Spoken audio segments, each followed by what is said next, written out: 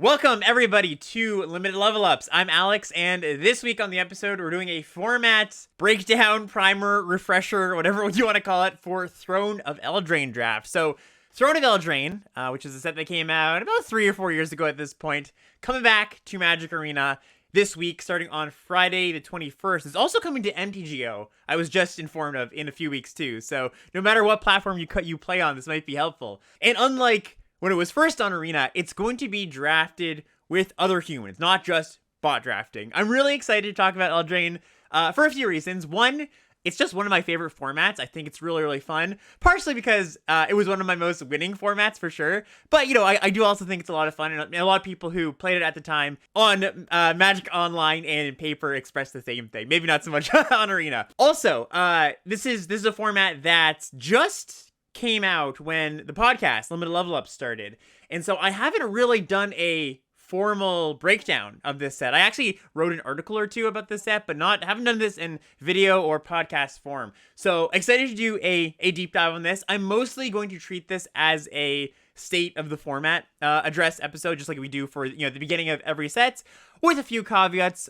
One, obviously, it'll be a bit different because instead of 20 drafts under my belt, I'll have 200 or so. But also, we don't quite have 17 lands data for Eldraine yet. So that's kind of interesting. We have quick draft data with fairly low sample size. And of course, that is with bots.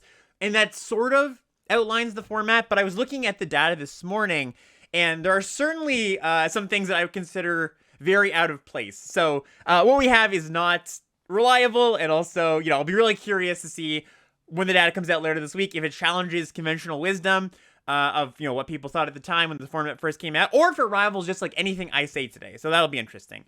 Once again, I should mention all of my experience with this format is on Magic Online or in paper. I have not, I didn't draft this set with the MTG bots, so hopefully my experiences I'm describing today will mirror that of what you should expect this week, and not the format you might have played a few years ago. For those who weren't around then, Eldraine was infamous for Merfolk Secret Keeper, which is this, it's a card I'm going to definitely talk about. It's one of the key commons, but it's a mill card, and the bots just like never took it. So it was just like mill mirror matches forever. People called it Mildraine, and really it's a really rich format, balanced format, and it got a really undeserved bad rap. And so part of today is I want to try to set that reputation straight. All right, so before we jump into it, of course, gotta quickly shout out the Patreon, patreon.com/limited level ups. You can go there if you want to support the show, if you like what we're doing, if you want to help keep the lights on every week. Everybody really do appreciate all the support from the patrons that support every week.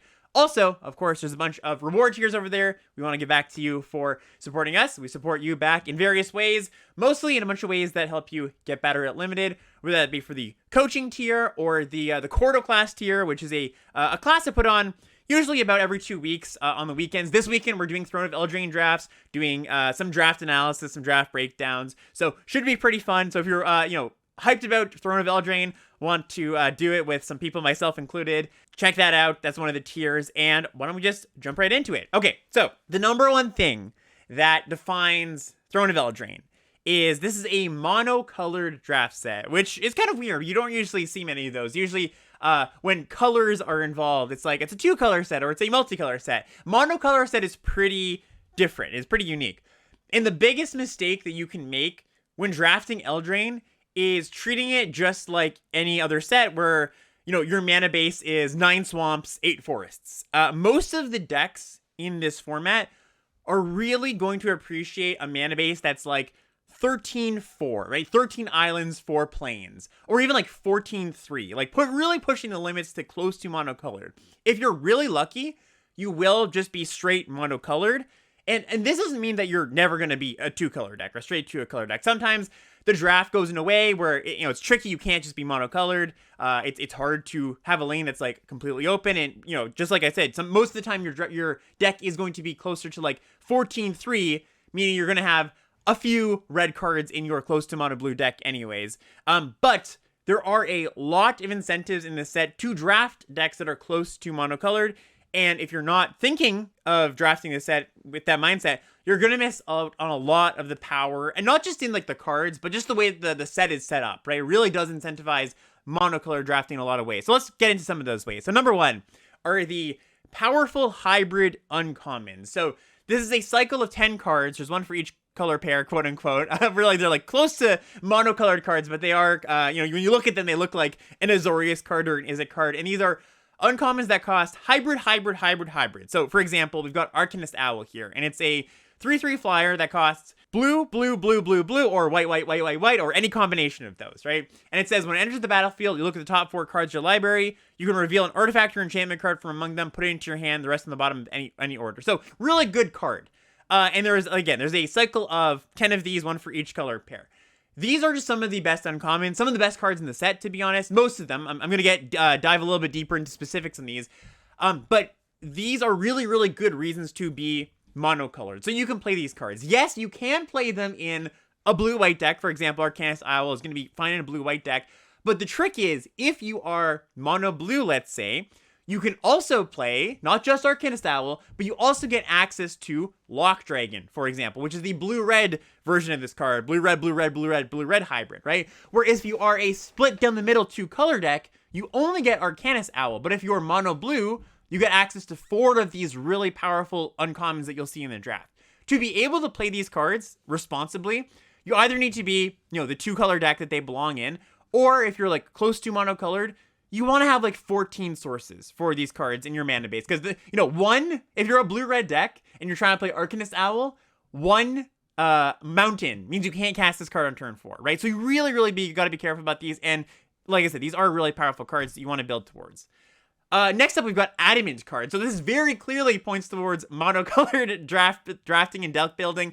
Adamant is a ability you'll see on cards that says, if at least 3 mana of a certain color is spent to cast this card, you get a bonus. So for example, we have Slaying Fire here. 2 in a red, instant, deals 3 damage to any target, but if you spend red instead of red, blue, red or something, it deals 4 damage instead. So that's a pretty meaningful upgrade. There are 2 classes of Adamant cards. Stuff like Slaying Fire, which is like pretty good on its own, but you do get a nice little bonus that you want to enable most of the time if you do the Adamant cost. And then there's stuff like Vantress Paladin, which is 3 in a blue for a 2/2 flyer. And if Adamant, you reach the Adamant cost, so like you spend like blue, red, let's say, to cast this, you get a counter on it. So it's a 3/3 flyer for 4. Maybe not the most exciting card ever, but it's unplayable if you can't Adamant it, right? So you would never put this in just like a 2-color deck, because it's unlikely you'll be able to Adamant it on turn 4. So it's going to be like on turn 6, it's a 3/3, which is just like isn't very good. So keep your eye out, because 1, you get a really nice bonus on those already playable cards that, you have an Adamant boost. But 2, there's just a card pool that you won't have access to if you're not, again, have that mana base that's 14 sources or 13 sources of 1 color. Like, you're just a part of the card pool that won't be available to you if you aren't drafting with this monocolored mindset in mind. And then 3, another thing that helps, or another reason that you want to draft close to monocolored, is adventure cards. So we've seen adventure cards, here and there pretty recently. If you played Baldur's Gate, you'll know what adventures are, but I will go over them quickly.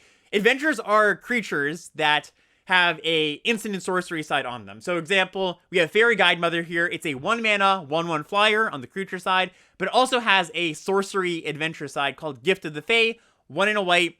So it's a sorcery that says target creature gets +2/+1 against flying until end of turn. So what you do with this is you can either cast it just as the 1 mana, 1/1 flyer side on turn 1, or you can cast the sorcery side at some point, get your sorcery, the creature goes to exile, the Guidemother goes to exile, and then you can cast it from exile at any point. So it's a little bit like, if you want to get more value out of your card, you can wait and do both sides, or you can just cast your creature straight up. The reason that these incentivize monocolor decks, or decks at least leaning towards 1 color, is so that you can double spell with them easier.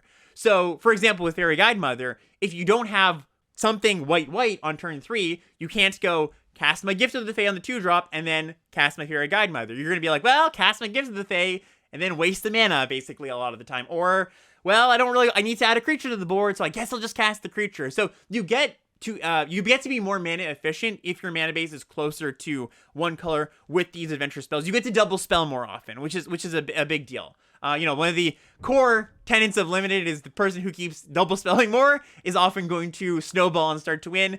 And again, a monocolored or close to monocolored mana base will help you do that more often. I know I've been talking about this for the last 10 minutes, but a good mana base is so critical, and it's the number 1 thing you should be thinking about. And when I see when I look on Reddit or, anywhere, for, back when this set was out, and I looked at people going, oh, why did my deck do so well? This was the main problem. Their mana base was 9-8. They were just drafting the set like it was a 2-color set, and it just doesn't work, right? It just doesn't work is the key, outside of some exceptions, but 90% of the time, this is your goal. So let's look at some decks. I've dug out from the depths of my computer some decks I have from MTGO here, and you can see I've got a red-white deck, and I've got red-white in quotations because it's a monocolor deck almost. It's splashing a single white card off of 3 planes, and it's got a red-white hybrid card, which really is just, a mono-red card. So I've got only 1 white card in this deck, and the mana base is 14 red sources,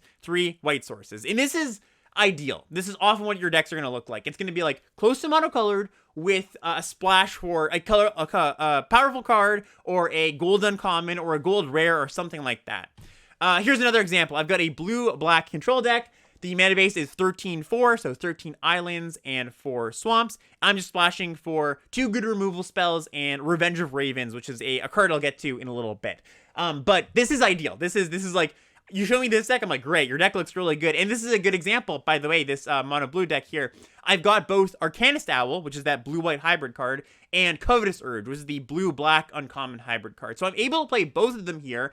2 really powerful cards, even though I'm not a blue-white deck, right? I can still play the Arcanist Owl, and, this is just another card in the draft I have access to because I built my mana base this way. Okay, so with monocolor decks, one of the ways that you can kind of ease yourself into it, because, like I said, it doesn't always work out perfectly where you got a good, you're at a seat where red is incredibly open. One of the ways you can fill out your deck so that you don't have to have a split 2-colored mana base, of course, is have artifacts in your deck. And there is a higher artifact count in this set compared to normal sets. And they're really nice, flexible picks where you can be like, okay, 4th pick, I'm not exactly sure what I want to take. I don't know if I want to commit to red, or maybe black's, like, I'm getting hints of black being open. So instead, you just take an artifact card that, from Lords of Limited coined the phrase, the delay to the decision. I think that actually might have come from Throne of Eldraine, which basically just means I don't want to decide what deck I am, whether I'm mono blue or mono red. Let's take a good artifact card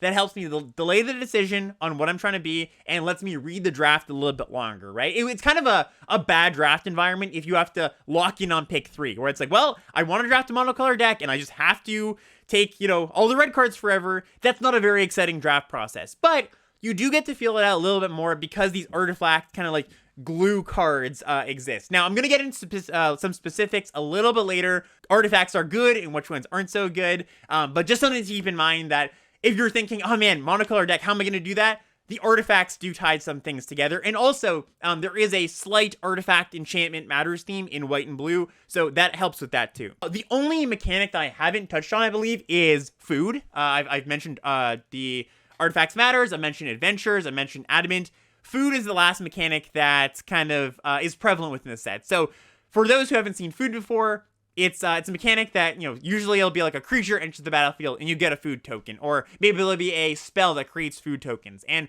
food tokens are artifact tokens that you can pay 2 mana to sacrifice them and gain 3 life. Sometimes there'll be a card like Tempting Witch, which is 2 and a black for a 1/3 human warlock that says when it ETBs, you get a food token, and you can go 2 tap, sacrifice a food token, tap the witch, target player loses 3 life. So a lot of the times there'll be ways to use the food tokens that aren't just purely, okay, I'm cracking it to gain some life.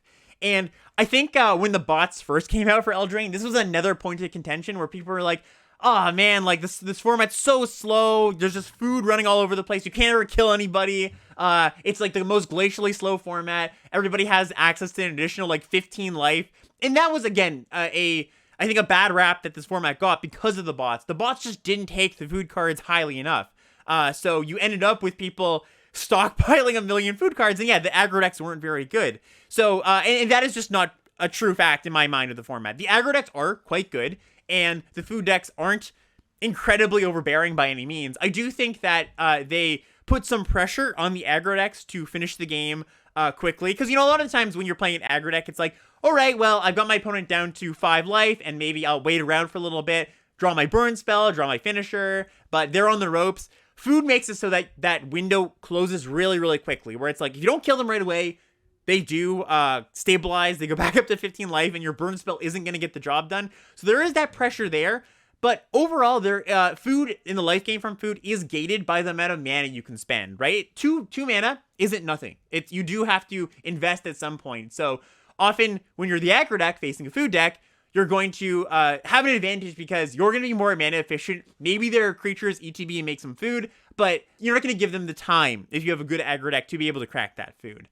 Overall, food is a pretty nice mechanic. I think it's nice. It smooths out the game a decent amount because there are some cards that, you can like sack a food to look at the top 2 cards of your library, take its permanence. That's just like some of the stuff you can do with food does help smooth out the game. And also just like it's something to do with your mana, which is kind of interesting later in the game. Maybe it's not like a card advantaging mechanic, but there are things like Tempting Witch and other cards that allow you to use your resource in other places. Okay, and then next big picture point I want to say about this format is it's really balanced. And this is one of the great things about this format. I honestly don't know if I can point to another format that is as balanced as this one. Again, the structure of this format is really the monocolor deck. So there's like 5 broad archetypes, mono white, mono blue, mono black. You can almost see it as 15 archetypes if you really want to, because the 2 color pairs do have some definition. But for the most part, if you're just thinking of it as, what does the mono white deck do? How good is it? What does the mono blue deck do? How good is it?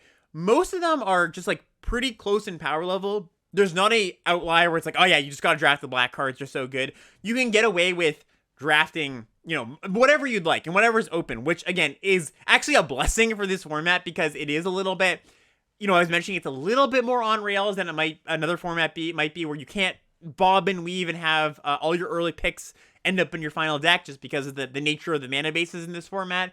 And so it would be a real disaster, I think, if 2 colors were just like not good. So it's both, the structure of the format makes it's good that it's true that the colors are balanced, but just as a nice thing that drafters like, and I like about this format myself, you can kind of just do whatever. There's no colors you have to stay away from, which is obviously a good thing. Okay, so with all of that in mind, let's talk about draft navigation quickly, because it is a little bit different than what you might expect in most formats. So early on, it is good to take monocolored cards. Stay monocolored early if you can. This is just, there's just good monocolored commons that exist. There are, obviously good monocolored rares and uncommons. If you can, put a little bit more weight on doubling down rather than hedging. And what I mean by that is, in some draft formats, Dominaria is a really good example of this, actually. Dominaria United, our current draft format, where I often suggest just take the best card early on, regardless of color. Take that blue card, take that black card, take that white card. And, well, 1, there's no incentive in Dominaria to stay monocolored. But 2, you can more often play all of your cards you take early because there's a bunch of dual lands at common in Dominaria. So it's just like, there's not really a penalty for bobbing and weaving a bunch. There is a penalty for bobbing and weaving a bunch in Eldraine because you might end up in a spot where you have to play a bad mana base and you just can't play that cycle of hybrid uncommons that are powerful, or you can't get full value out of your Adamant cards. So I would choose to double down early on, take red card, red card, red card, even though maybe there's a good black card pick for, lean towards that red card if you've got a good red start, so you can start building towards that mana base, right? One of the things that actually helps you stay flexible, kind of counterintuitively, is taking those hybrid taking those hybrid uncommons early. Stuff like the Rampart Smasher, red, green, red, green, red, green, red, green for a 5/5 that can't be blocked by knights or walls. You would think that this card looks restrictive, right? It's like, oh, like I have to, it's really hard to cast this card. There's no colorless in the cost. But if you're thinking about this format as the decks are mono green, mono red, mono blue, well, really, this is a card that's a mono green card and a mono red card. So it is pretty flexible in that regard. The contrast of that is a gold card, something like Marleaf Pixie, which is a 2/2 flyer for green blue, taps to add green or blue mana. This is actually a more restrictive card a lot of the time because you have to be exactly green-blue. It only goes in one deck. It only goes in that's a bit disingenuous because you could be mono green splash blue or mono blue splash green, which are like, subtle distinctions to make there. But Rampart Smasher generally is a more flexible card, or these hybrid cards are more flexible because you can be mono green splash blue, or mono green splash black, or mono green splash red. You can be any number of decks that are base mono green or base mono red.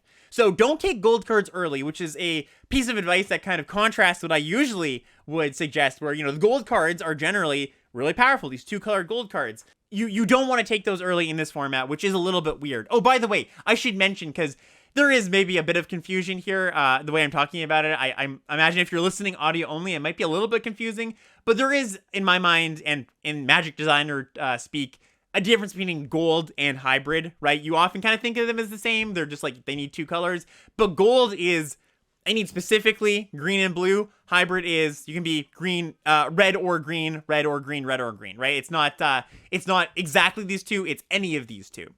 And another thing that you do want to do early on, like I mentioned, is take artifacts early.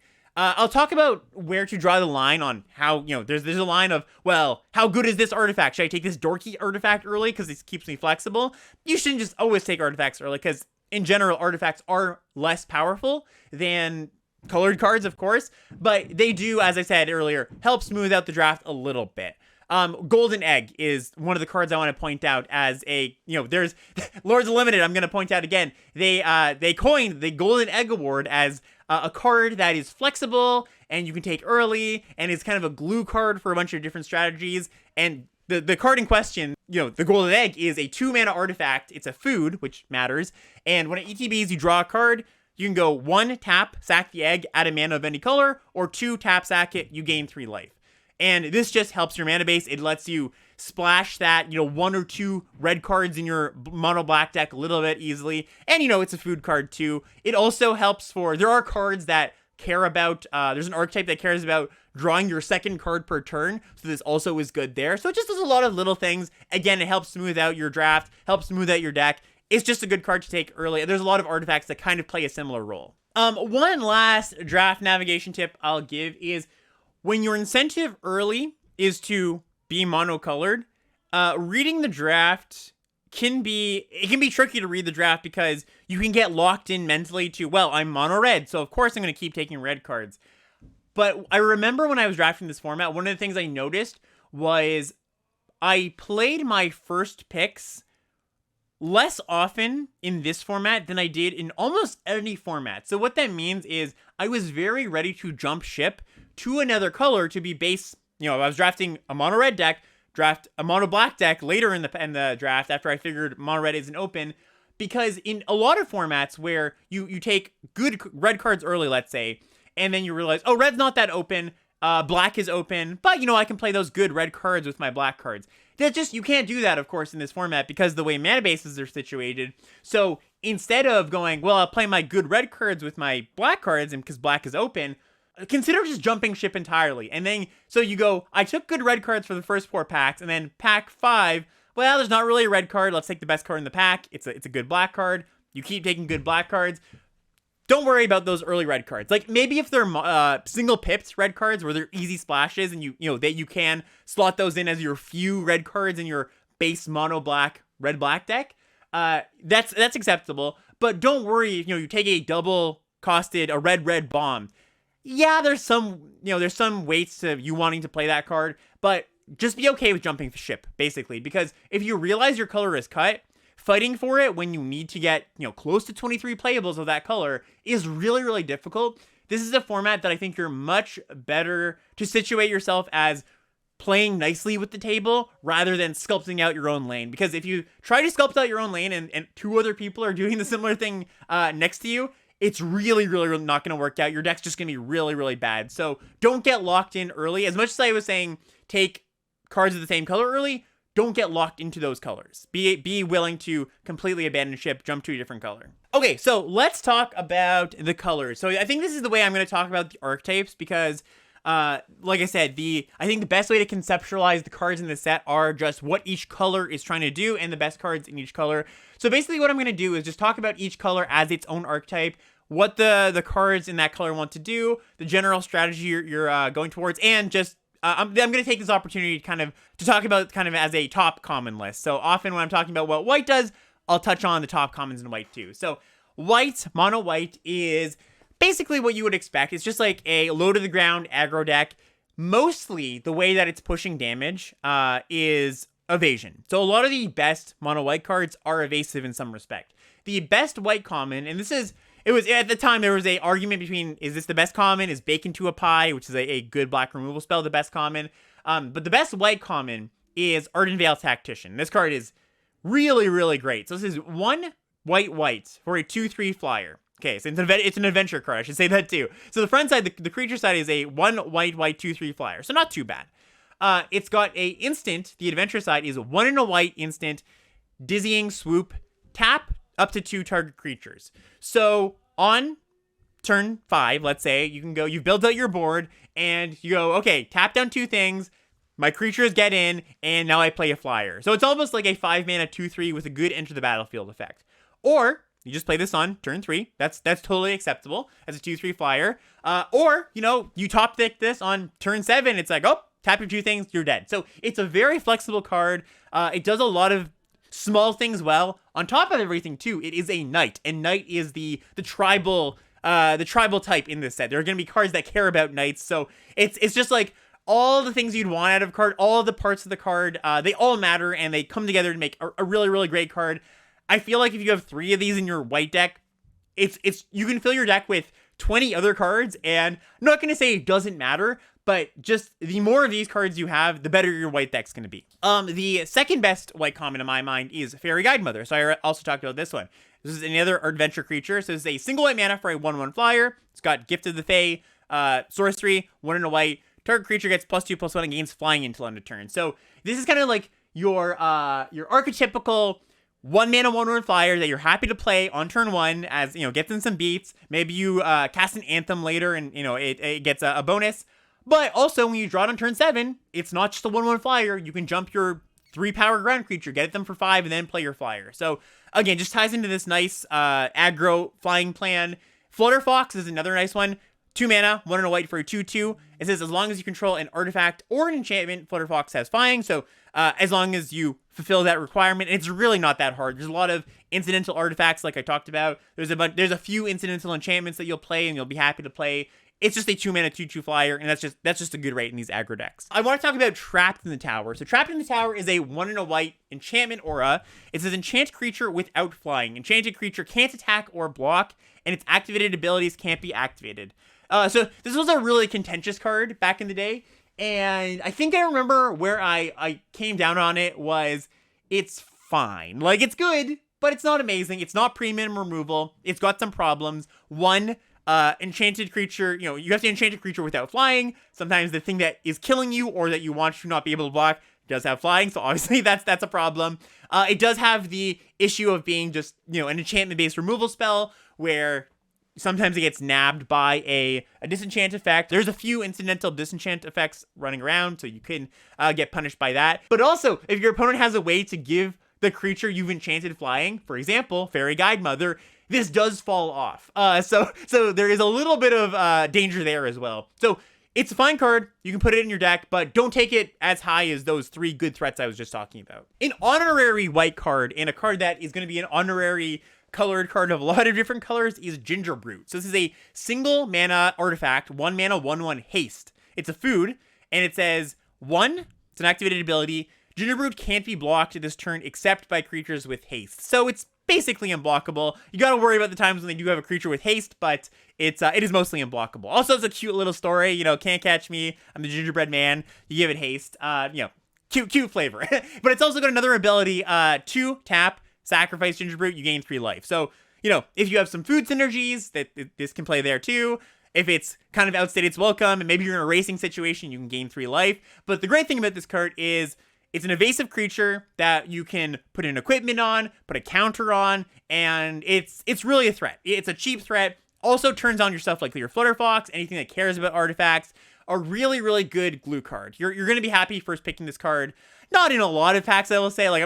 Maybe happy to first pick the card is a bit far, but I wouldn't be sad to take this and picks, 2, 3, 4. It's really good in a white aggro deck, good in a red aggro deck, good in a green aggro deck, and we'll touch a little bit on that after. So that's what white's doing. It's pretty simple, to be honest. One of the things I will say about white that is a bit of a knock against it is, the top 5 or 4 commons that I just mentioned are pretty darn good. Its card quality falls off quite a bit from there. A lot of the commons are just kind of dorky, kind of not that exciting. Luckily, sometimes you just don't care about that because you're just like looking to play bodies and then pump them. It doesn't matter that they're like, the most exciting bodies in the world. You're just happy putting like a 2-mana 2/1 first strike in your deck, and that's fine. But if white isn't open, you do have some problems fighting with it at the table with other people. Luckily, or hopefully, early on, we only got a week of this format on Magic Arena. People won't catch on to what the good white cards are, and you'll be able to catch them. All right, let's talk about blue. I love blue in this set.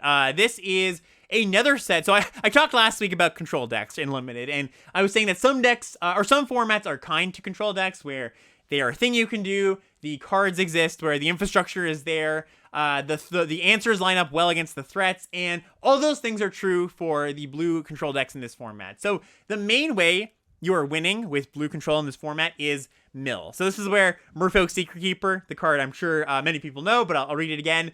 Merfolk Secret Keeper is a single blue mana for an 0/4. That's all it is, just 0/4 blocker. It doesn't have defender, so it could attack, but it's not going to attack very often. And it has a sorcery, Venture Deeper, single blue mana. It says target player puts the top 4 cards of their library into their graveyard. And there's not a ton of graveyard synergies in this set, so you're not going to be milling yourself very often, but you are just going to be milling your opponent. And this plays double duty as a win condition and a blocker. And if you have like 3 of these, that's kind of the sweet spot. The more the merrier, honestly. If you have 8 of them, that's fantastic. But 3 of these is about, what you would expect. That's a reasonable number to pick up in a draft. And you're not going to win just on this alone, of course, but you can pick it up with a bounce spell, or you can buy it back from your graveyard and recast the adventure side of it. You do get to reuse this ability a bunch of various ways. So you're like playing this blocker early, not dying to early blockers or early attackers, and then you're just playing this control game where you are killing things and drawing cards, your classic control game. The other piece of the puzzle here is Didn't Say Please. So this is a counter spell variant, 1 blue for an instant. Counter target spell. Its controller puts the top 3 cards of their library into their graveyard. And that second line of text there, your opponent mills 3, it's a really big deal. Just because it just makes it so that your Secret Keepers kill them that much sooner. And, if you counter their spell 3 times with this card, it just makes it so that it's really, really difficult for your opponent to win in a timely fashion. Often, once you stabilize, your clock of milling them is faster than their clock of killing you. They don't have that time to draw their burn spell or their anthem effect or whatever. It just closes out the game pretty quickly. So these 2 cards in tandem, Merfolk Secret Keeper, Didn't Say Please, they're kind of the core package of the blue control decks. I should also say, Didn't Say Please is really well positioned because there are a lot of instant speed things to do in this set with your mana. So you can do the classic pass on turn 3. If you play a spell, I can counter your spell, or I can cast my removal spell, cast my card draw spell, what have you. A third card I want to point out here that honestly took a while to catch on. It took me a while to catch on to this card, how good it was, is Unexplained Vision. So this is 4 and a blue for a sorcery, and it says draw 3 cards, so it's not bad. And it says Adamant, if at least 3 blue mana was spent on the spell, scry 3. So it's a draw 3 and then scry 3. So not only does the raw card advantage really matter, it's just a lot of cards, the scry 3 just digs you to your next Secret Keeper or your next Didn't Say Please. So it's a really, really great way to gas up. These mono blue decks are filled with a bunch of like cheap cards. Like generally the good cards are all pretty cheap. They're all like 1, 2, 3 mana. So what you can do is empty your hand early. You've got your Secret Keepers on your board. You've killed some stuff. You countered some stuff. The board's pretty stable. You're generally okay tapping out on turn 5 to cast this card. And it's kind of a finisher in a way too. Like when you cast this card on a stable board, your opponent just has like a really, really tough time coming back from it. You just draw more Secret Keepers, more counters, more cheap interactions. So this is what I would consider the core of your blue control decks. There's a few more parts to it though. One of the best interaction spells is So Tiny. So this is a single blue mana for a flash enchantment. And it says the enchanted creature gets -2, -0.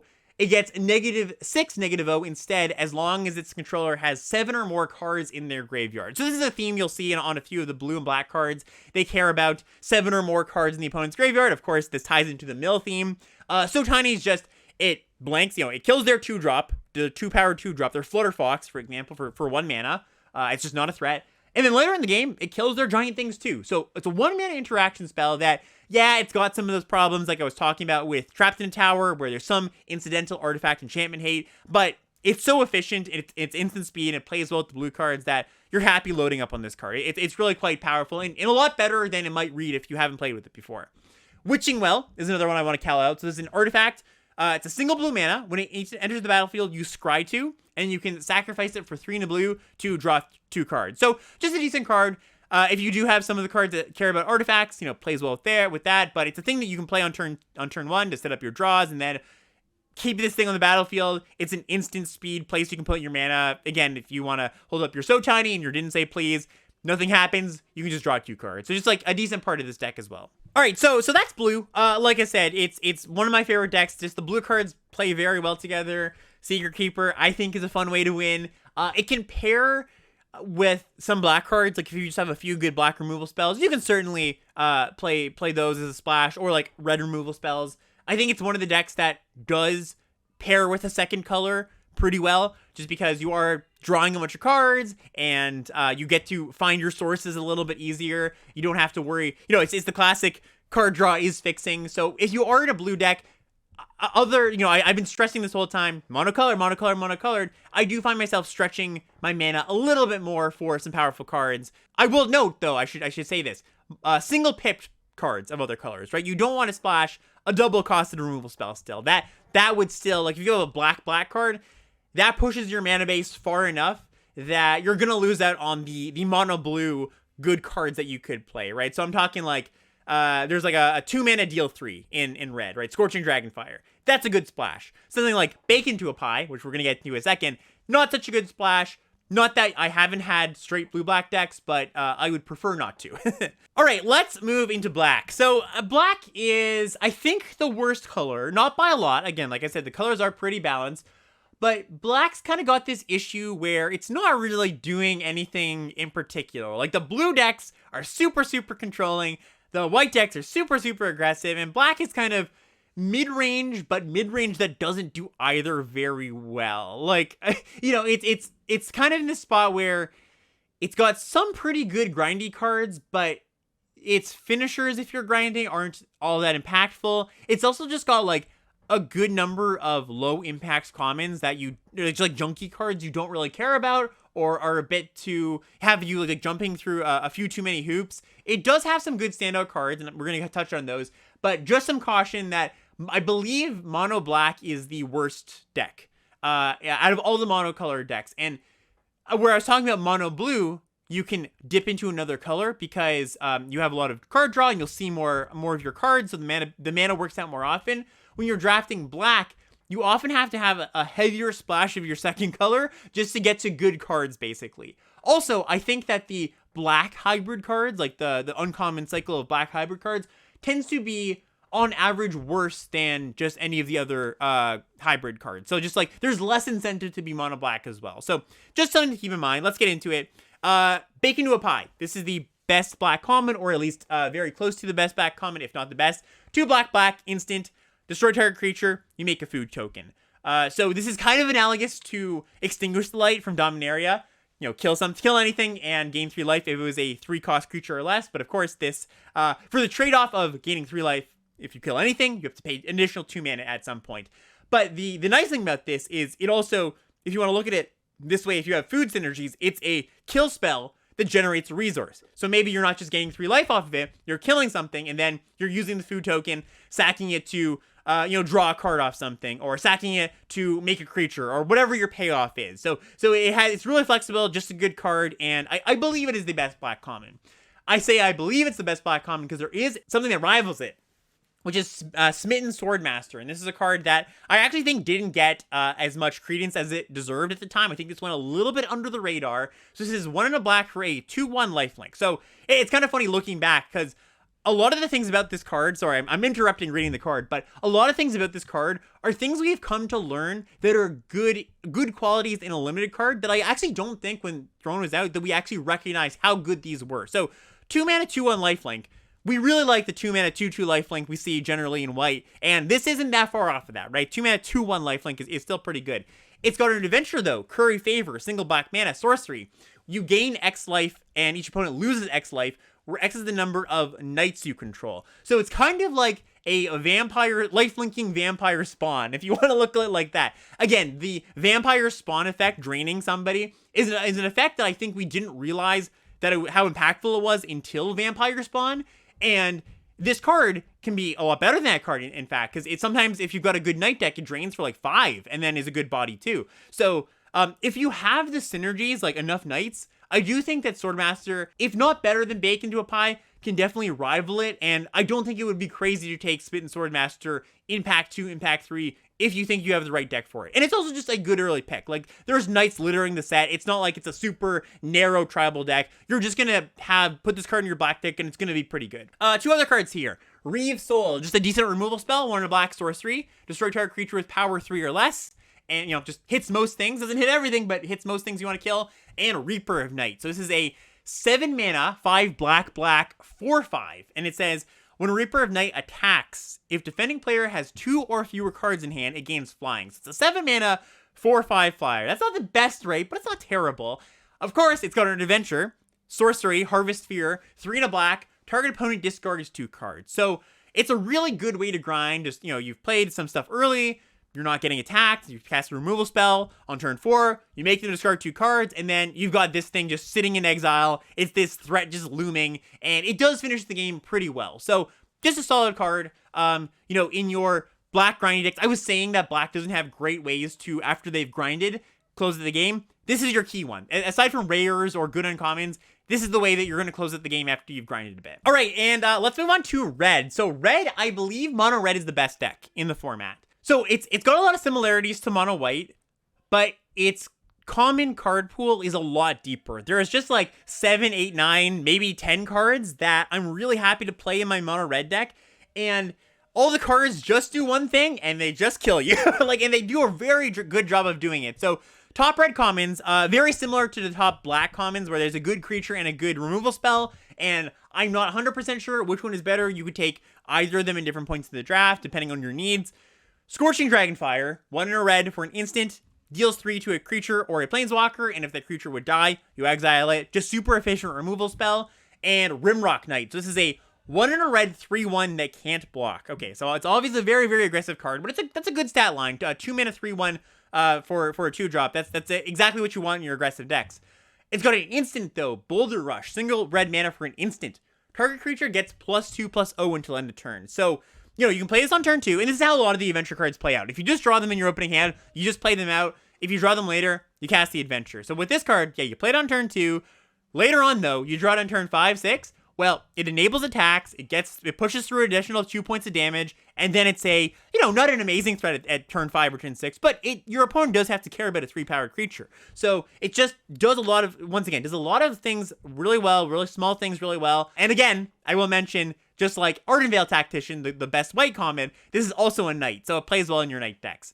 Really powerful card. It might look a little bit dorky if you haven't played with it before, but it's really, really quite powerful. And then, red's got a lot of bangers. So Searing Barrage, 5 mana, 4 in a red removal spell, instant, deals 5 damage to target creature. Okay, so 5 mana, 5 damage to your creature, that's not that great, even at instant speed, right? Your aggro decks are not thrilled to play that, but it's got an Adamant clause. If 3 red mana was spent to cast the spell, it does 3 damage to that creature's controller. So it's get a creature out of the way, deal 3 to your opponent, attack for a bunch. That 3 damage matters a lot, and it just contributes to what is honestly a lot of reach amongst the red cards. The red cards are really good at closing out the game, putting your opponent to 8, and then just killing you. So Searing Barrage might look like, you're ready to rumble or your Jaya's Fire Nado. It's much better than that. It's one of the best red commons.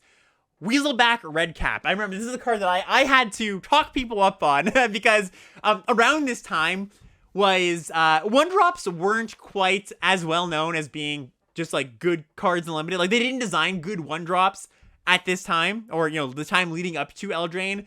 And Eldraine was kind of a turning point for, okay, maybe 1-drops are pretty good. Maybe we shouldn't just discount them, because there's a long time in Limited where people are just like, nope, 1-drops are bad. They're low impact. They're just crappy. Why would you want to put the stupid 1-drop in your deck? And Weaselback Red Cap was the one card that I was like, well, I'm playing a lot of this card and people don't seem to like it, and I'm winning a lot with it. So something's going on here. Something's not right. And like I said, I had to talk a lot of people up on this card. So this is 1 red mana for a Goblin Knight. Again, Knight comes into play here. It's a 1/1. So 1 mana, 1/1. But it's got the ability, 1 in a red cap, but gets +2/+0 until end of turn. So basically, it pecks in for early points, And then, if you've got a lot of mana late in the game, it threatens to trade up with a lot of stuff. It's really annoying when your opponent draws this on turn 7. Maybe you've killed a bunch of their stuff. You stabilize with a 5/5. Your opponent drops this, and you're like, crap, I just have to block this with my 5/5. And yes, they can trade off with anything with this. It's just a 1/1. But a lot of the times, you can kill their cheap creatures. Or you can force your opponent to in positions where you've got a bunch of creatures, and they need to block this, or else they're just going to die, so your other creatures get in. So it's a card that I'm happy with multiples of. This is like the 1-drop of choice for my red deck. It also plays quite well with our next card here, Bargain. So Bargain is premier combat trick. This is key to a lot of the red decks, a lot of the good aggro decks. Single red mana instant. Target attacking creature gets +2/+2 until end of turn. Each attacking non-human creature gets trample. So of course, you pump your red cap, you cast this, it's a lot of trample damage. But the key thing here, of course, is that it's each non-human, not just the thing you target. All of your non-humans get trample. The reason it calls out non-humans, by the way, is there is a slight non-human theme in red and green. You'll see it a little bit throughout the red and green cards. So if you're confused with that wording, that's why it's like that. So all of these cards I just mentioned, like Bargain, Weaselback, Rimrock Knight, again, that's another non-human with quite a bit of attack. Really nice package of a lot of power, a lot of burn, a lot of trample damage. One last card in red here that I want to call out. Well, there's a lot of cards I could call out, by the way, in red. Like I said, the roster is pretty deep, but those are just the standouts. Once you go into the list a little more, it's like pretty good cards that you're happy with, but those are the best ones. The one more that I do want to call out, though, is 7 Dwarves. So this is 1 red for a 2/2. And it says 7 Dwarves gets +1/+1 for each other creature named 7 Dwarves you control. And a deck can have up to 7 cards named 7 Dwarves, which is kind of funny because that's actually a downside in Limited. It actually restricts you, because in Limited, you can have any number of copies of a card, right? If you draft 9 copies of something, you can generally play it. You can only play 7 Dwarves if you see them. Now, it's not going to come up a lot, but it's just kind of funny that that is actually a downside in Limited. So this card is kind of, your classic collect them all card, but it is really good. It's a really good version of, you take this early, you note them, maybe you see one middle of the pack, you say, hey, maybe I can wheel that. If I wheel it, maybe nobody else is taking the 7 Dwarves. And if you've got 3-4 of these in your deck, really great 2-drops. Like, they just start scaling, even just with 2 on the battlefield, just 2-mana 3/3s. That's really good, and it only goes up from there. And of course, I'll point it again, large creature plays well with Bargain. You can give your 3/3 or 4/4 dwarves trample, and like I said with Bargain, all of them get trample. So it's a really quality 2-drop in a, aside from Rimrock Knight, red actually doesn't have that many quality 2-drops. So I would probably speculate on these early. If anything, it's just a non-creature 2-mana 2/2, which does have a place in these decks. And one more thing I want to point out is Gingerbrute. Again, I mentioned this when I was talking about the white cards, but Gingerbrute just plays well here too. Just being an evasive creature that just pecks in for chip damage. That's another pretty good card in your red decks. Let's go to green. So green's role in this set is a little bit different than you might expect. Generally, when you think of green, you think multicolor, ramping, playing a bunch of big things, and green's got a little bit of that, but green is actually an aggro deck for the most part in this format. The 2 best cards are Fierce Witchstalker and Outmuscle. It's kind of funny. Almost all the colors have this pair of 2 top commons that are like a good creature and a good removal spell, and green's no different here. So Fierce Witchstalker is 2 green for a 4/4 trample. So that's just like not bad on its own. When it enters the battlefield, you make a food token. So that's just great because it helps in a race, and all the good things I was saying about food, you can feed the food to any of your food payoffs. Really a premium card, just good body, generates resource. Other card here that I want to talk about is Outmuscle. So this is 3 and a green for a sorcery. Put a counter on a creature you control, +1/+1 counter, and then it fights target creature you don't control. So it's a Hunt the Weak variant that, just like fine card, decent card you can just play in most of your limited decks, but it's got Adamant. If at least 3 green mana was spent on the spell, the creature green's indestructible until end of turn. So not only are you going to win the combat, it also means that, let's say you outmuscle with a Witchstalker, right? That means in creature combat, in the combat phase, this is indestructible. So you got an indestructible trampling 5/5 coming at your opponent. And it's like, well, what do I do about that? I guess I just take it or trump block to save myself a bit of life, right? So this combos really, really nicely with a lot of the cards we're going to talk about. Obviously, Fierce Witchstalker is one of the better ones, but this is better than your average fight spell. I'm generally down on fight spells in general. Like, they're a bit risky. They have some, some timing restrictions. They don't always win the fight. I think Outmuscle is a standout from those, and you shouldn't look at this as just your average fight spell, basically. Few more cards in the green aggro space. So we've got Ginger Brute, once again, which is a non-creature, and again, that's going to come up in a second here with these two other cards. We've got Rosethorn Halberd, which is a single green mana for an equipment, and when it enters the battlefield, you attach it to a non-human. The equipped creature gets +2/+1. Okay, so like auto-equipping single green mana equipment. Not bad. Its equip cost is 5, and you hope you never equip that. Like, that's like last case scenario. If you just forget about that equip cost, just read it as like single mana. It's almost like an aura, right? Where it's like single green mana, put it +2/+1, and it's really good on a Ginger Brute, right? Put it on your Ginger Brute. That's 3 power unblockable. It's also pretty good with Wildwood Tracker. So it's a single green mana for a 1/1. Whenever it attacks or blocks, if you control another non-human creature, the tracker gets +1/+1 until end of turn. So it's, in most of the time, it's a 1 mana creature that attacks for 2 or blocks for 2. Another thing that goes, the Halberd goes pretty well on, right? Because you turn into like a very cheap 4/3. So often if you can just get like just a bunch of these trackers, a bunch of Ginger Brutes, a bunch of Halberds, you've got this really, really cheap aggro package. And these are cards that I imagine people aren't going to want to take early. Like, you could wheel Wildwood Tracker a lot of the time. You can wheel Rosethorn Halberd a lot of the time. And you just get this this synergy package of really cheap green stuff that hits really hard. And sometimes tramples over. Sometimes you've got Ginger Brute based green decks where that's your main way to deal damage. But this is a deck that Kyle Rose, Ham TV, was really, really big into. This was kind of his deck, his pet deck in the format. So it's a little bit tricky, I think, to get the balance right, especially if you're not used to drafting green aggro decks. But it is a powerful thing you can do. 2 more cards I want to shout out here for green. Rosethorn Acolyte, 2 and a green for a 2/3 that taps to Adamant of any color. So it's just like a 3 mana dork that helps your Adamant spells, helps you get to 5. And it's got an adventure here that doesn't really matter too much, honestly. Seasonal Ritual, single green mana sorcery. You add a mana of any color to your mana pool. So basically just like it fixes you for a turn. I shouldn't say it doesn't matter. It just doesn't come up all that often. So basically, if you're splashing a card, this helps you cast that card that turn rather than needing you to play the Acolyte and then wait a turn for it to untap. You can cast your Adamant card right here, right now. Just filters your mana, essentially. It doesn't come up that often, but it does. When it comes up, you'll be happy to have it. Nice little bonus, basically. Garenbrig Paladin is the next one here. 4 and a green for a 4/4 human knight, or giant knight, sorry.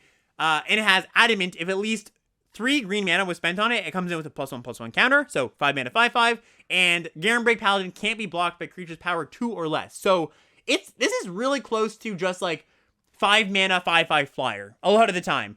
The 2 power creature or less, you can't be blocked by 2 power creature or less. That comes up way more often than you might think.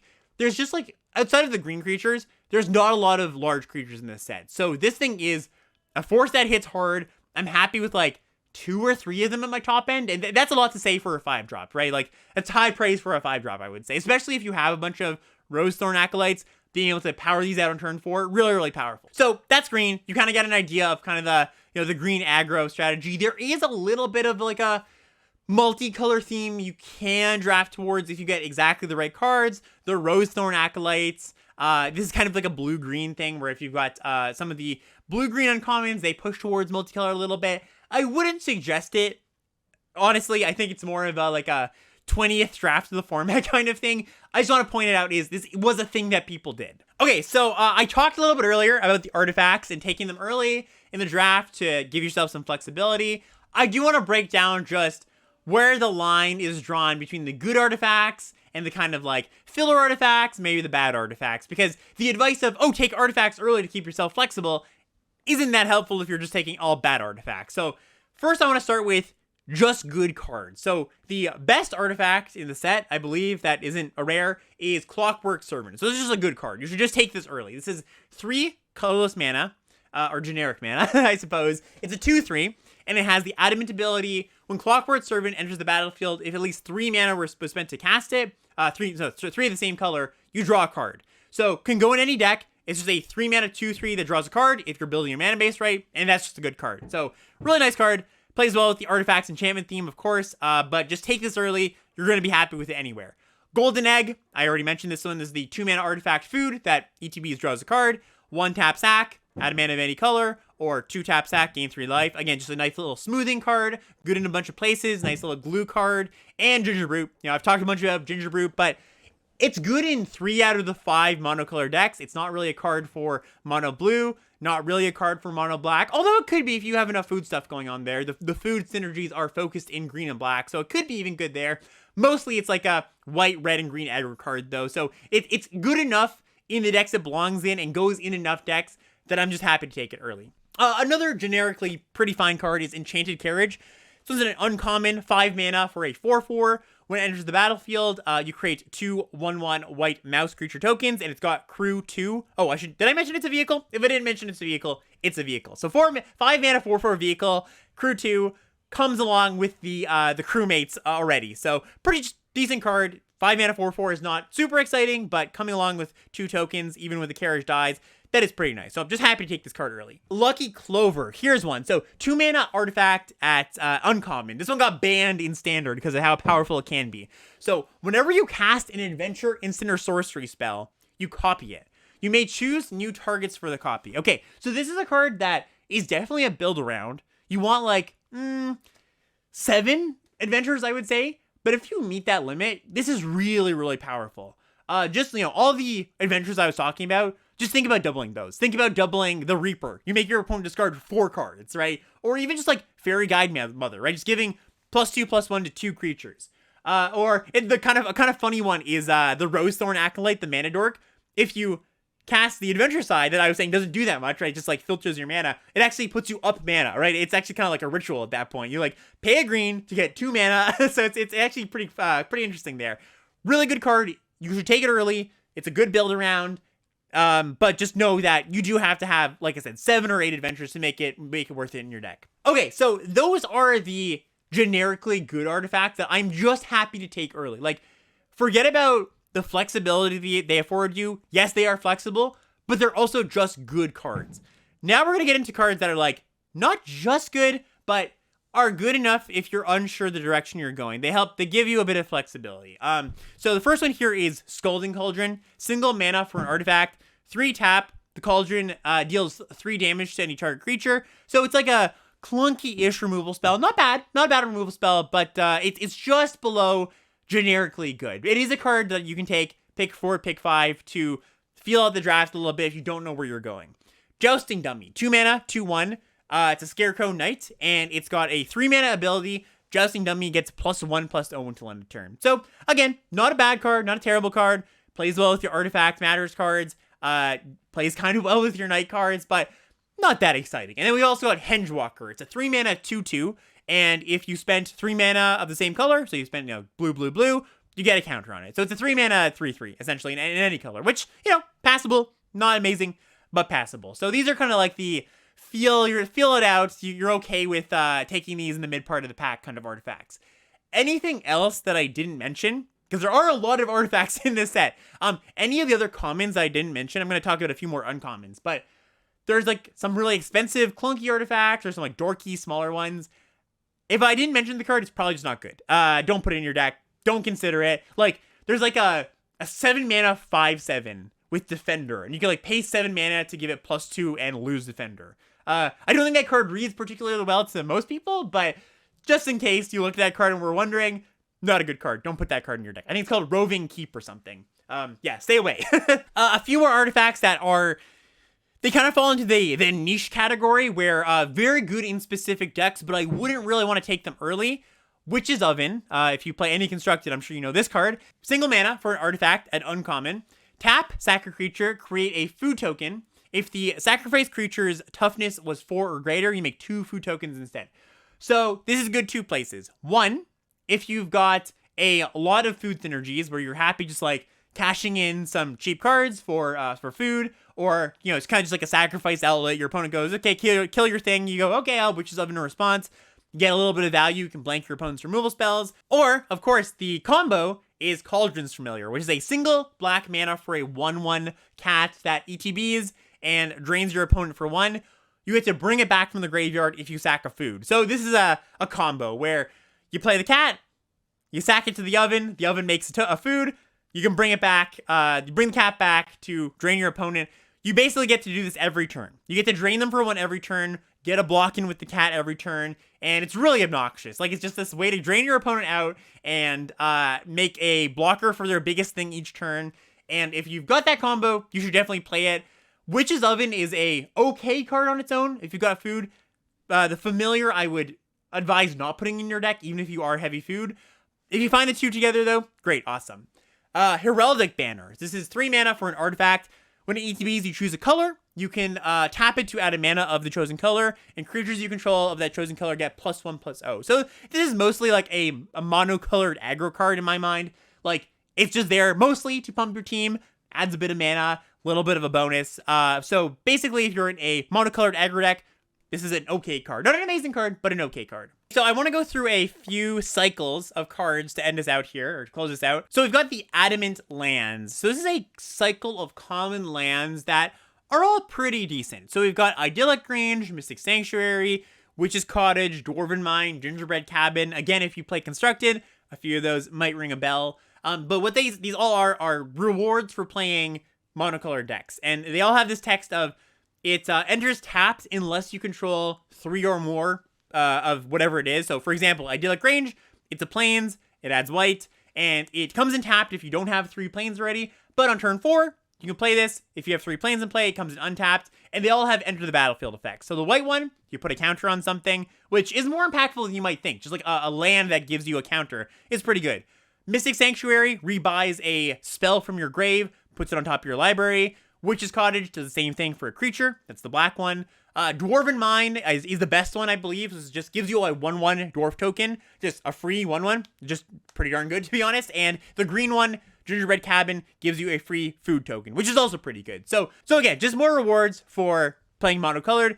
These cards aren't high picks. You'll get them a little bit later. You don't want too many of them because they don't particularly play well together. But the first copy is pretty good. The second copy of the better ones, like Dwarven Mine, Idyllic Grange, and Gingerbread Cabin, I would consider. But, you know, temper yourself. I wouldn't be dying to play the second one. And I especially wouldn't be dying to play the second one if you do have some mountains in your mono white deck, or some plains in your mono green deck, or whatever it is, right? You really, if you're playing the second one, you need to make sure you're just that colored, just those color of lands. Okay, so the hybrid cards. Again, I've talked about these a little bit already, quite a bit actually, but I just want to highlight once again, these cards are awesome. You should take them early because they are flexible, and they're just very powerful. Some of the better ones are Canist Owl, which is the Azorius one, Covetous Urge, which is the blue-black one, which has a lot of card text, but basically what it does is you look at your opponent's hand, you can take a card from their hand or their graveyard, and you steal it, you get to cast it as long as it remains exiled. Rampart Smasher, which is a 4-mana 5/5, can't be blocked by knights or walls, and Resolute Rider, which is the Orzhov one, black-white, 2/4. It's got 2 activated abilities. The first one, 2 mana, it gains lifelink until end turn, 3 mana, gains indestructible. So just like a good combo of abilities. There are ones I want to point out that aren't very good though. 2 in particular that are just bad cards. Just straight up bad cards. Elite Headhunter is the Rakdos one. It's a 2/3 menace. 2/3 menace for 4. Not good. And it has an activated ability, 3 hybrid mana, sack a creature or an artifact. It deals 2 damage to target creature or planeswalker. So it's a pretty clunky ability. You have to sacrifice something, which, you know, it maybe isn't the biggest cost. You have a food lying around or a dorky creature. Its body is really what's holding it back, though. Just like 4 mana, 2/3, just not very good. Oakhane Ranger is the other not very good one. This is the green-white one. It's an adventure. It's a 2/2. So again, the stats really killing these cards here. 2/2 for 4.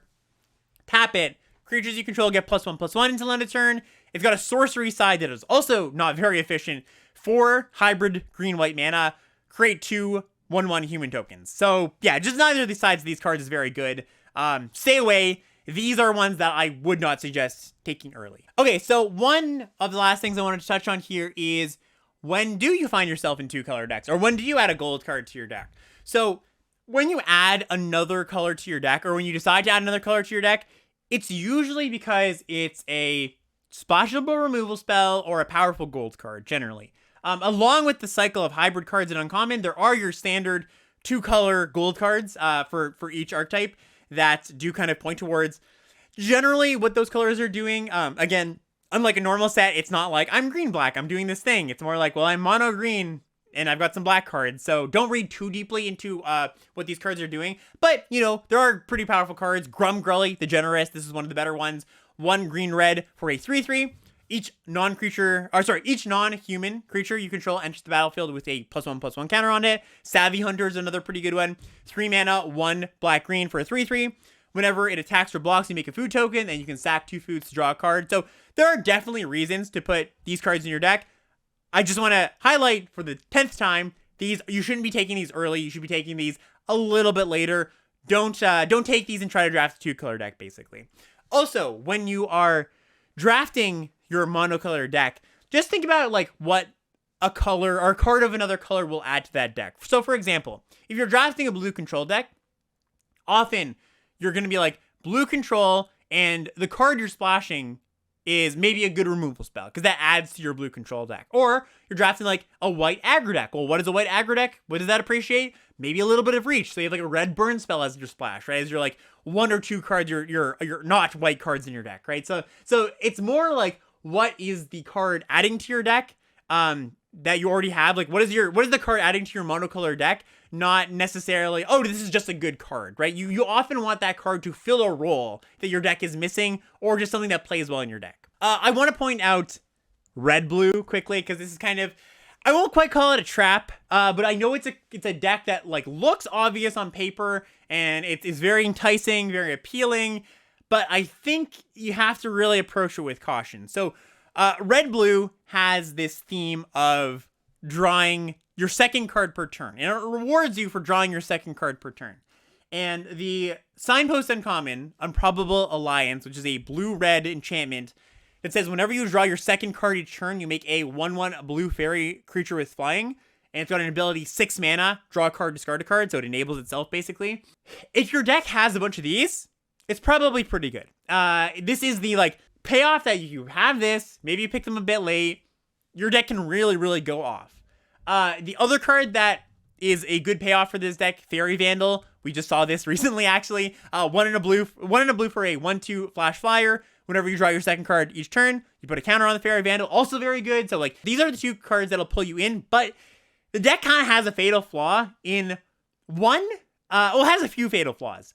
One, sometimes you lose to yourself because your deck is filled with like ops and thrill of possibilities and like all this air. And sometimes your payoffs for drawing a bunch of cards are just in the bottom half of your deck, and you can get into situations where by the time you find your Improbable Alliance, it's like the 17th card in your deck, and you can only draw 2 cards so many times past there, right? You just deck yourself too quickly. So that's one issue. 2, if you are planning to win with drawing a bunch of cards, well, you're very susceptible to the blue decks, the mono blue decks, because Secret Keeper and Dinzy plays just turbo, you're milling yourself essentially, and those cards like are really, really big problems for you. So you have a really bad matchup versus the blue control decks.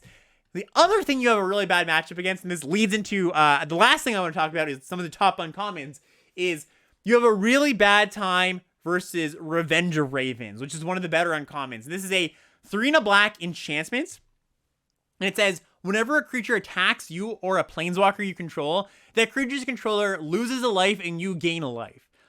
Really, really good against 1/1 flyers, because those 1/1 flyers just don't do anything. So if you have a blue-red deck that is relying on those cards to win the game, you really, really don't want to run into this card in particular or just a blue control deck.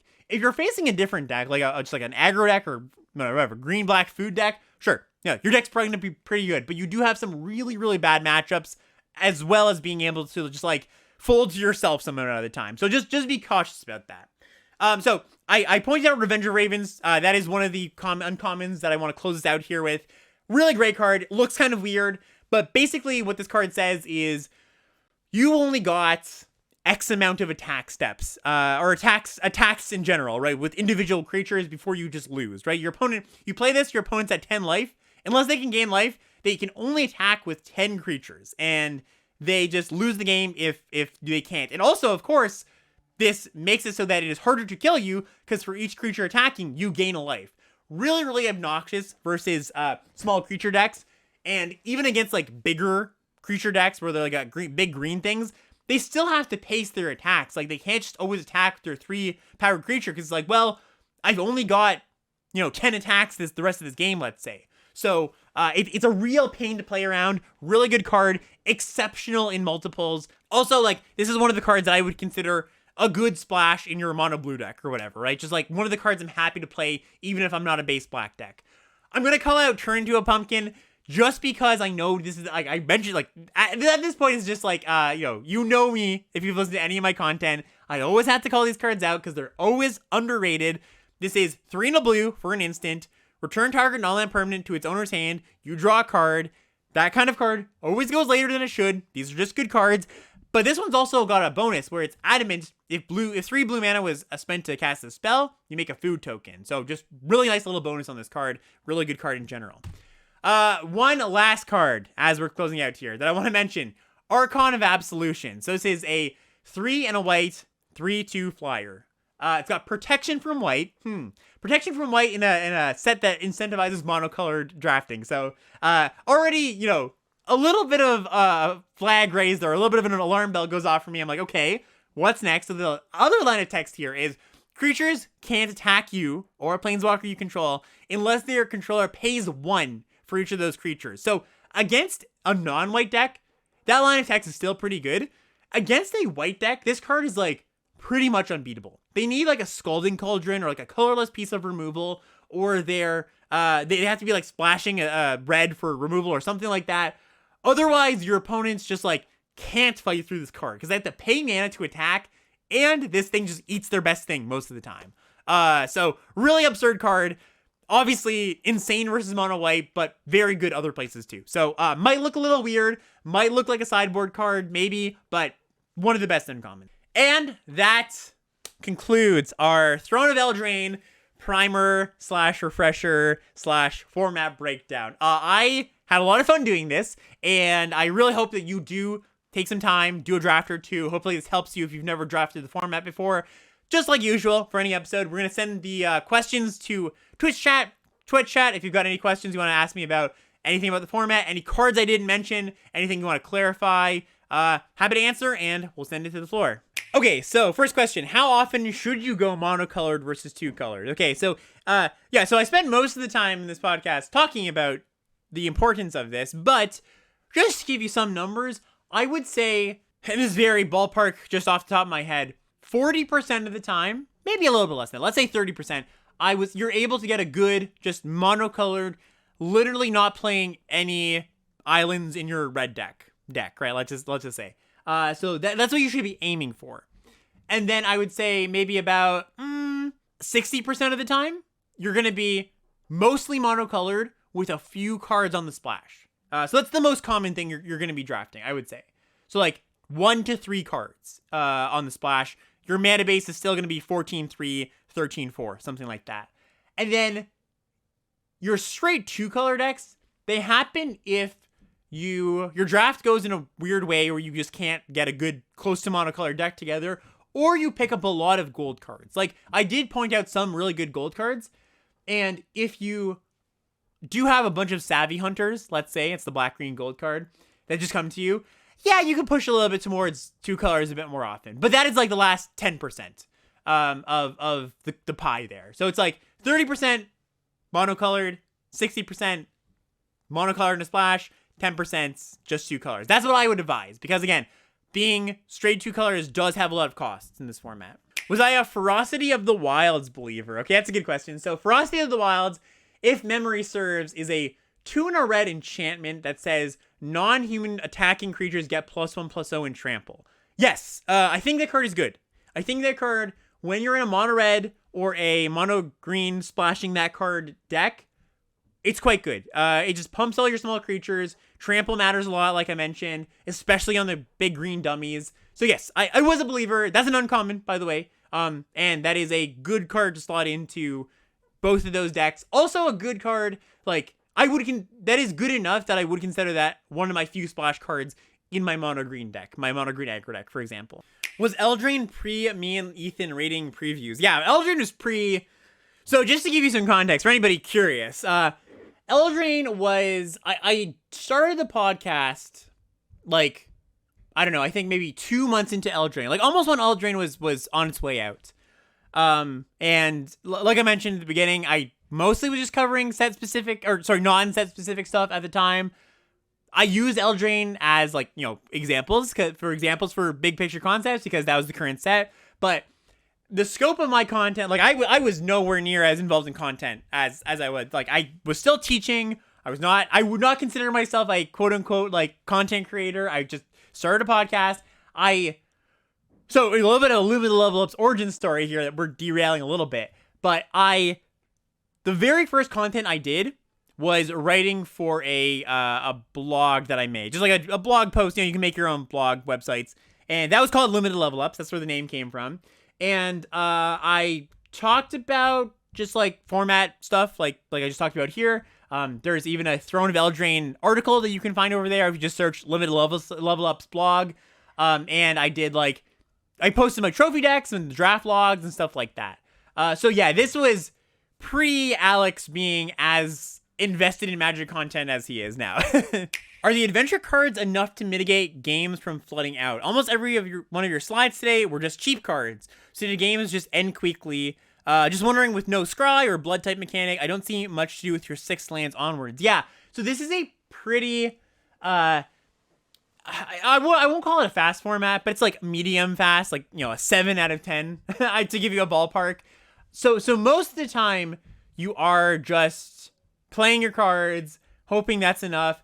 The black-green food decks and the blue control decks, they have a lot to do with their mana, just like with food or just like drawing cards. The aggro decks do rely on adventures as a mana sink. Yeah, I would say. And they do a pretty good job, honestly, of adventures as a mana. Like, most of the time, to get full value out of your adventure, you're spending like 6-7 mana. And one of the interesting parts of the games, when you're playing one of these like white, green, or red aggro decks, is figuring out when you should be mana efficient and when you should go for value. Like when you should, use your adventure side and the creature, or when you should just play with the creature. And that's one of the more skill testing parts about the format. So yes, I would say they do a good job of mitigating flood. And sometimes, it's not the best card smoothing mechanic we've ever seen. I would say scry and blood and all that, it does help the games go a little bit smoother, but it gets the job done for sure. I should also say, by the way, I didn't mention this, or maybe I did, but if I did, I don't feel bad repeating it. Almost all of the adventure cards are just good. They're just like good cards, pretty good on rate. The adventure side is usually a pretty good card too. So it's pretty safe to just take adventure cards and have a deck full of them. So if your aggro decks are close to monocolored and cheap, do you go down to 14 or 15 lands if you have enough cards to do so? Yeah, for sure. I have certainly been a 15 land aggro deck, like mono red aggro deck before in this format. And that is, for maybe those who, this isn't something you're thinking about, but if you are close to monocolored, just in any format, or you are monocolored, you can skimp on lands, right? Because one of the reasons we play 17 lands is because you need to fit in enough sources for both of your colors. That's not true if you're just a monocolored deck. So yeah, be on the lookout. If you're low enough curve, you're actually straight monocolored, you can play 15 lands if you've got enough good cards. One of the limiting factors is enough good cards a lot of the time. Like, you do end up running 17th, 16th land just because the card you would play over those cards is kind of really bad sometimes if you're monocolored. So that's a decision you have to make. But yeah, don't count out 15 land decks for sure. Okay, so 2 related questions here. You might have mentioned it at the start, but is Eldraine a GOAT format, greatest of all time for you? And second question is, how would you rate Eldraine overall as a format? Yeah, so I think it is, I don't have like a definitive, this is my favorite format of all time. It's in the Hall of Fame though, for me, for sure. I think it's got enough cool stuff going on with the mechanics. I think Adventure is really one of the best limited mechanics, honestly. I think it's just like intrinsically cool and also plays pretty well. And yeah, maybe it's a bit like Adamant is a bit boring and vanilla. But I think the cards tell a really good story. I think the flavor is good, at least in my mind. And there's enough just like cool cards in the set, and the cards play well. And like I said, the color balance is very good. So it's up there. I really enjoy it as a format. What would I rate it overall? Probably like a 9 or a 8 or a 9. I think that one of the things that I could say about it that is a bit of a knock on it is you do end up drafting, samey decks isn't the right word, but when you are drafting, when you're incentivized to draft monocolored decks, the drafts are a bit on rails. I would say the gameplay is a little bit more fun than the drafts in this format.